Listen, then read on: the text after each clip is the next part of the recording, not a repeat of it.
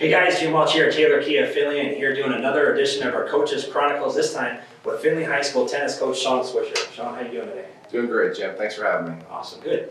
Hey, I wanted to talk to you a little bit about your guys' season. And one thing most people need to understand, yours is a little bit different than most sports. A lot of coaches have an off season, a lot of coaches have just one season, spring or fall. But you guys in the state of Ohio do things a little bit different. Boys are in one season, girls are in another, and then you have your off season. So you're pretty much going all year round, aren't you?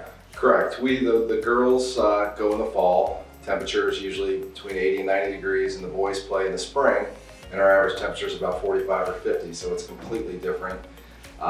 Working with both programs, usually the month of December is the only month we're not with them and actively doing stuff with one of the other programs. So it's kind of an all year round thing, and the kids also have the ability to play indoors. I believe you guys use the YMCA area for that indoor area for them to be able to work out in the winter, correct? Absolutely. We are completely blessed that our YMCA has 5 indoor courts, and we have a partnership with them to where they use our gyms and whatnot for like Great White basketball and whatnot, and we can use their courts. But it is a huge advantage that our kids can go indoors from let's call it November to March. Our season starts March 8th, and we can use courts to get us ready. And it really shows, especially early on in the season when we've been working out all winter. Our kids don't have to drive to Toledo and go to those clubs to play up there. That's good. So and also another thing with your sport is you guys are a lot like wrestling, where you have team aspect of it, where they can score and win as a team, but then they can also have some individuals that can advance and go on as their own, correct? Correct. So we have what's called an OTCA, Ohio Tennis Coach Association tournament, and as well as we play in a league where we have a team event where it's best of 5 matches.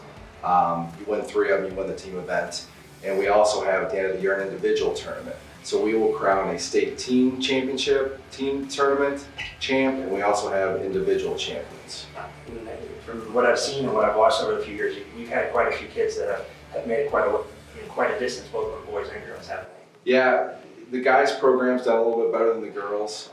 We've had the last couple years, 2019, our team actually got to the state Final Four for the first time in our school history. And then Drew Swisher and Max Hosey got to the quarterfinals of the doubles down there. And we hadn't had a doubles team actually advance that far since 1993. Wow. So, but we've had players down there, Reed Teetsorth. My son Drew got down there in singles. Reed got to the quarterfinals in singles. So yeah, we've had a pretty good success down there and made a good name for our program. That's great. So obviously one of the big topics for the season is COVID. How the schools have been handling. Some of the other coaches that I've talked to, some of the other sports seem to be doing everything a little bit different. The rules kind of be the same, but I mean, for the most part, how are your kids handling the whole differences and the changes? You know, the girls' season, it was all kind of new and fresh because we had just come out of, we lost our guys' season in the spring. So the girls' season, it was they opened the courts up, I think it was in either late June or July, for us to go out and start working and getting better. But our athletic department with Mr. Wyrau and Mrs. Buck do an unbelievable job of keeping us up to date with what the guidelines are. And we, for example, a normal day when our girls arrived at practice, first thing we did was we took their temperature. They all had to have their masks on from the car to the court until they got playing. They had hand sanitizer there for them. And then once they got to the court, we actually had little blue X's behind the court for each girl to drop their bag and wait for us to get started. And they were each 6 feet apart. So we tried to keep them socially distanced. Typically in a girls' season, girls show up, or guys for that matter, you get groups, but with this year we didn't have any of that. We also had assigned seating on the bus. We also took vans and kind of separated the varsity from the JV at times, so we could have contract tracing to make sure that we weren't quarantined. But yeah, like I said, our athletic department does an unbelievable job of keeping us abreast of what's going on and making sure that we're following all the guidelines. That's good. So a lot of programs are really good because of the youth, the kids that are younger, and getting them going, getting them started, and getting them up in the ranks. That by the time they get to high school, they're ready to go. They know the lingo, they know everything. They're used to the coach.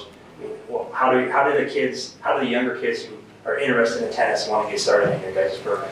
Well, I know we have a lot of great programs again at the YMCA. Bob Cook is the pro out there. He runs a lot of different levels of orange ball, red ball. green balls for different levels of ages of kids.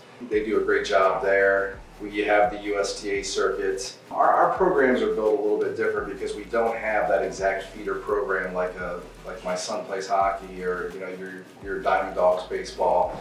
We get a lot of kids that, like myself and Max Hosey, his dad was my teammate back in the late 80s and played high school tennis.